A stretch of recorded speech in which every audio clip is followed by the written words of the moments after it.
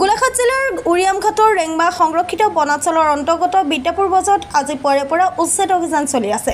আজি উচ্ছেদ অভিযান বিদ্যাপুৰ অঞ্চলত কৰা হৈছে আৰু পৰৱৰ্তী দিনত ৰেংমা সংৰক্ষিত বনাঞ্চলৰ অন্তৰ্গত আন বেদখলীকৃত অঞ্চলত এই উচ্ছেদ কৰা হ'ব বুলি জানিবলৈ দিছে গোলাঘাট জিলা প্ৰশাসনে। গোলাঘাট জিলাৰ অসম নাগালেণ্ড সীমান্তৰ উৰিয়ামঘাটৰ ৰেংমা বনাঞ্চলত গোলাঘাট জিলা প্ৰশাসনৰ তৰফৰ পৰা চলিছে ৰাজ্যৰ সৰ্ববৃহৎ উচ্ছেদ অভিযান।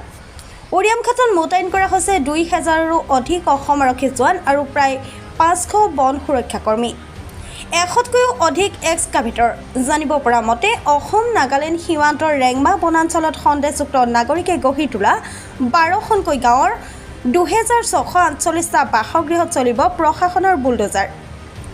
উচ্ছেদৰ তালিকাত থকা গাঁওসমূহ হ'ল সোণাৰীবিল টোপ, ২ নং পিঠাঘাট, ২ নং দয়ালপুৰ, ৩ নং দয়ালপুৰ, দলন পথাৰ, খেৰবাৰী বিদ্যাপুৰ, বিদ্যাপুৰ বজাৰ, ২ নং মধুপুৰ, আনন্দপুৰ, ৰজাপুখুৰী, গেলাজান।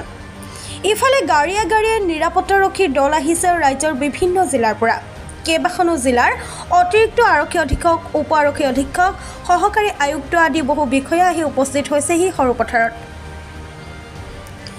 উচ্ছেদ অভিযানত ব্যৱহাৰ কৰিবৰ বাবে গোলাঘাট, মেৰাপানী, শিৱসাগৰ, তিনিচুকীয়া আদিৰ পৰা অনা হৈছে এক্সকাভেটৰ। আজি বিদ্যাপুৰ অঞ্চলৰ পৰাই প্ৰথম উচ্ছেদ অভিযান আৰম্ভ কৰে প্ৰশাসনে। অসম চৰকাৰৰ বন বিভাগৰ বিশেষ মুখ্য সচিব MK যাদৱ, অসম চৰকাৰৰ IGP অখিলেশ কুমাৰ সিংহই উৰিয়ামঘাটৰ উচ্ছেদৰ সম্পৰ্কত এইদৰে কয়।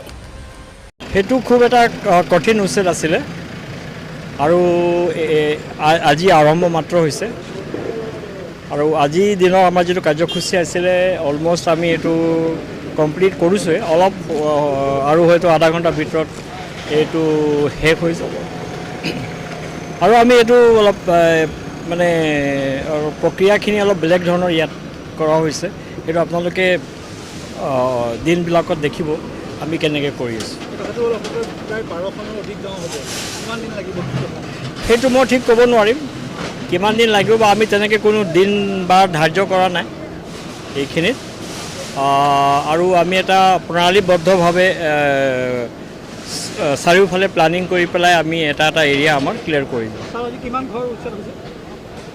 ঠিক কোৱাটো টান, হ'ব হয়তো ১০০ ওপৰ হ'ব। হয়, চলি থাকিব। না সেইবিলাক আমি চোৱাও নাই, আমি আৰু সেইবিলাক চাবলৈও নাই।